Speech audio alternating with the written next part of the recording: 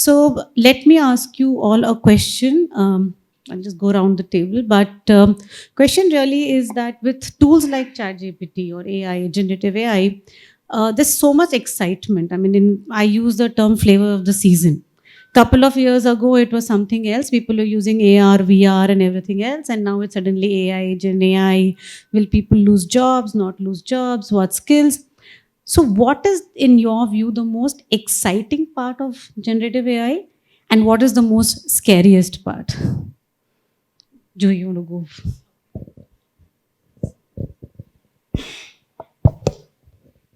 Am I audible? Yeah. Okay. Thank you. So, what is the most exciting part is, I think it has been answered by Rohit, and also in the question that you were asking, that it's like any other new tool. I mean, it's new baby on the block or whatever we say, new revolution. Uh, and, I would just go back a few years when, for example, simpler things like ATM machine came into this world. Were we prepared that there will be a machine which will start throwing out money? We were not prepared. This is a few years back. Then I remember, because I worked in telecom, I used to watch Hollywood movies, and I used to see, sometimes as a growing up person, teenager, that there were calls being made. Of course, the mobile phone shape wasn't visible, but there were, the two people were chatting, and I used to think, sorry for the word, but what shit is American movies making? Because this will never be possible. But it became a possibility, and you know how much more it is. Similarly, when Paytm came, how many were we confident? How many of us were confident to make payments through UPI or Paytm or Google Pay or whatever? But we all adapted, and in India, it's a success story. So similarly, I think this is also another tool which is going to work for our advantage. It is only on us to first understand the tool in detail, that what can it offer, and of course, what is the impact that it can create, and make it useful for our own benefit. I think that's how I will summarize it. Scary, I don't think there is anything scary about it at all. We shouldn't be scared of it at all, because as long as we have the wisdom, we have the right approach of how to put any tool to our utilization or the benefit, I don't think there is anything to be scared about it. Hi, everyone. I can quote two examples to talk about what's exciting and what's scary. So with respect to what's exciting, I will quote an example from the industry that I'm in. So I belong to Cairn Oil and Gas, which is India's largest private sector producer of crude oil and gas. So 25% of the crude oil that each one of us use every single day is actually produced by the organization that I work for.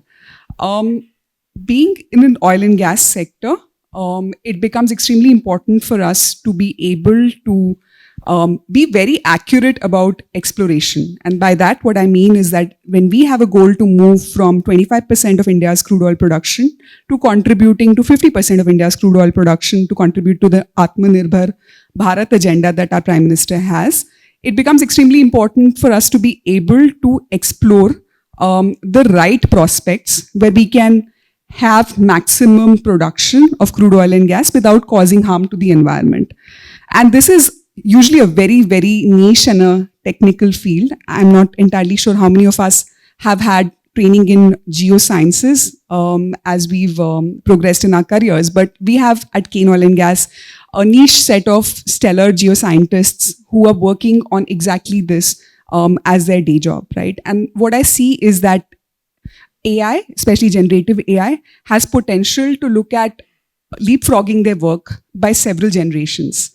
So just like someone was quoting a legal example earlier, where our legal colleagues don't have to go through thousands of case documents to arrive at what would be the crux of the matter. Similarly, our subsurface geoscientists working in our organization don't have to go through repositories of knowledge management, thousands of them, in order to understand what is the crux of the matter, what is it that they need to first focus on, where do they need to prioritize their resources, and where will there be minimum damage to the environment in order to get the production that we want. So I think that's the first use case which we're in the middle of exploring. And That's something which is very exciting for me from an organizational context. The second piece, which I'll talk about, which is scary, is the fact that at the moment, generative AI being very nascent, just like is the case with all technologies, it is A, non-transparent, and B, non-inclusive. I think Rohit spoke in great detail about it's a knife. You can choose to use it to either cut an apple, or you can choose to use it to stab someone, right? And it's the current high expense of the product.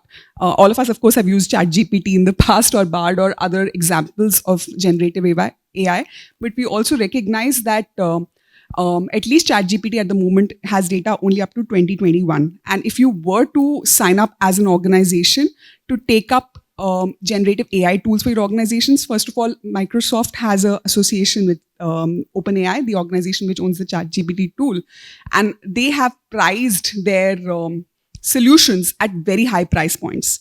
Therefore, not all organizations, not all individuals can afford the solution.